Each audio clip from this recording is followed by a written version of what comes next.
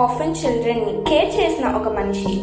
కానీ తన దగ్గర మనీ లేకపోయినా ఎలా చేశాడో తెలుసా? ఆయన పేరు జార్జ్ ముల్లర్. ఇంగ్లాండ్లో ఉన్న జార్జ్ ముల్లర్ తన లైఫ్ని దేవుని మీద నమ్మకంతో నడిపించాడు. ఆయన థౌజండ్స్ ఆఫ్ ఆర్ఫన్ చిల్డ్రన్ కోసం హౌసెస్ స్టార్ట్ చేశారు. కానీ ఒక స్పెషల్ విషయం ఏంటంటే ఆయన ఎప్పుడు డబ్బుల కోసం పబ్లిక్గా అడగలేదు.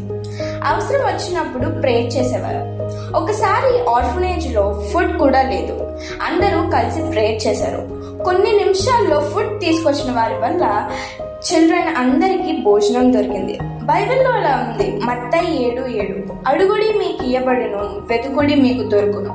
జార్జ్ ముల్లర్ లైఫ్ మనకు ఒక లెసన్ నేర్పిస్తుంది. నిజమైన ఫెయిత్ అంటే పరిస్థితులు బాగున్నప్పుడు కాదు, ఏమీ కనిపించకపోయినా దేవుని మీద నమ్మడం. మీ ప్రేయర్కి ఆన్సర్ ఇంకా రాలేదనుకుంటే జార్జ్ ముల్లర్ స్టోరీని గుర్తించుకోండి.